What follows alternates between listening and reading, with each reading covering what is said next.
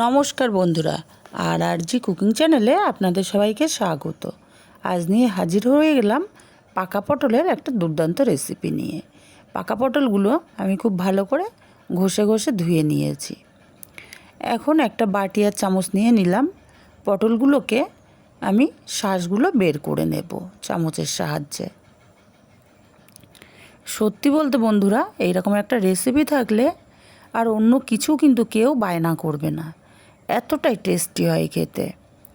খুব ভালো করে আমি শাঁস আর বীজগুলো সব বের করে নিচ্ছি।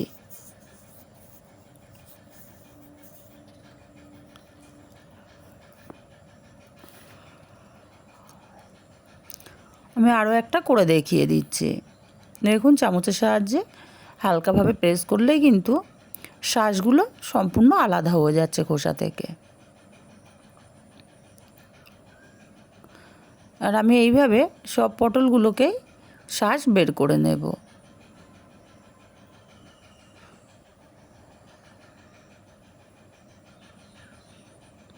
সব পটলগুলো আমি শাঁস বের করে নিয়েছি।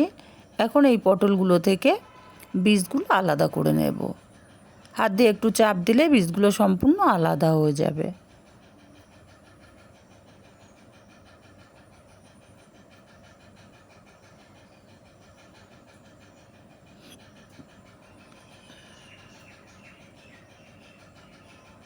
এইভাবে অবশ্যই বীজগুলো ফেলে দিতে হবে। আর যারা বীজ পছন্দ করেন তারা না ফেললেও চলবে, কিন্তু আমার কাছে বীজটা ভালো লাগে না, তাই আমি বীজগুলো আলাদা করে নিচ্ছি। সব পটলগুলোর বীজ আমি আলাদা করে নিয়েছি। এবার চলে যাব সোজা রান্নাতে। দেখুন, এখানে আমার আর একটাও বীজ নেই। উনুনে কড়াই বসিয়ে দিয়ে আমি এখানে দিয়ে দিলাম 1 চামচ পরিমাণে সর্ষের তেল। তেলটা গরম করে এখানে দিয়ে দিচ্ছি একটা বড় সাইজের পেঁয়াজ কুচি, 2টো চেরা কাঁচা লঙ্কা। পেঁয়াজ আর কাঁচা লঙ্কাটাকে হালকা ভেজে নেব।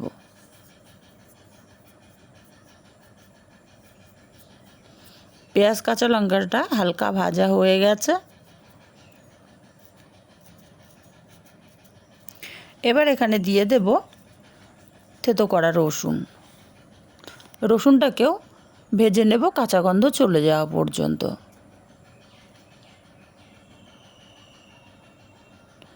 রসুনটা ভেজে নিয়েছি, কাঁচা গন্ধ একদমই চলে গেছে। এবার এখানে দিয়ে দেব পটলের শাঁসগুলো। প্রথমে আমি পটলের শাঁসটাকে রান্না করে নেব মিনিটখানি।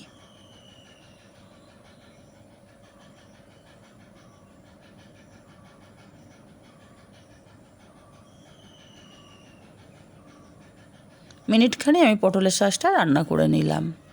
জলটা অনেকটাই শুকিয়ে এসছে।